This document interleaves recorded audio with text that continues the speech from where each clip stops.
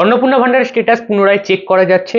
আপনার আবেদনটি বাতিল হলো নাকি খারিজ হলো, বর্তমানে কি পজিশনে আছে এবং আপনি পুনরায় আবেদন করতে পারবেন কিভাবে, সমস্তটা দেখাবো আজকের ভিডিওতে। এখানে স্ক্রিন রেকর্ড আপনি দেখতেই পাচ্ছেন, তাই চলুন বেশি দেরি না করে সম্পূর্ণ প্রসেসটা আপনাদেরকে লাইভ করে দেখাই। অন্নপূর্ণা ভান্ডারের স্ট্যাটাস শো করছে, আপনি যদি সেটা চেক করতে চান কিভাবে করবেন সেটাই দেখাবো। গুগলে গিয়ে সার্চ করবেন সোশ্যাল সিকিউরিটি রেজিস্ট্রেশন, এই যে লেখাটা দেখতে পাচ্ছেন এই লেখাটা সার্চ করবেন। প্রথমে যে ওয়েবসাইটটা আসবে ওয়েবসাইটের মধ্যে যাবেন, ওয়েবসাইটের মধ্যে গিয়ে দেখবেন এখানে সিটিজেন পোর্টালটা খুলে গেছে, অ্যাক্সেস সিটিজেন পোর্টাল, তার মধ্যে যাবেন। যাওয়ার পর এখানে থেকে আপনাকে আপনার জেলাটা বেছে নিতে হবে, জেলা বেছে নেবেন এবং এখানে মোবাইল নাম্বারটা দেবেন, যে নাম্বারটা দিয়ে আপনি ফর্ম ফিল আপ করেছিলেন সেই মোবাইল নাম্বারটা দিয়ে দেবেন। দেওয়ার পর এখানে ক্যাপচাটা দেখে দেখে লিখে রিকোয়েস্ট ওটিপি করবেন।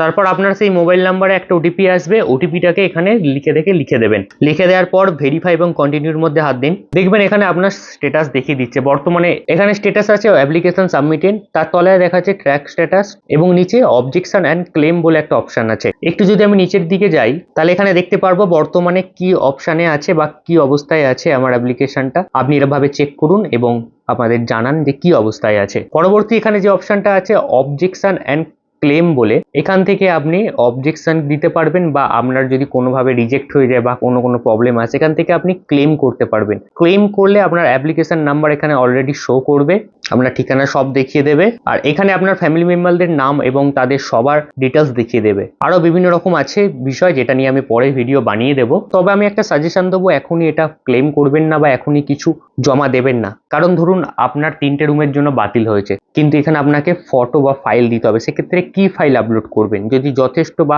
সঠিক ফাইল আপলোড না করেন আপনার কিন্তু আবার রিজেক্ট হয়ে যাবে। তাই কিছুক্ষণ অপেক্ষা করে যান, দেখুন সরকার থেকে কোনো রকম আপডেট আসে কিনা। কালকের দিনটা অপেক্ষা করুন, তারপর এটাকে ডকুমেন্টটাকে ক্লেম করবেন বা আপনি আবার অ্যাপ্লাই করবেন।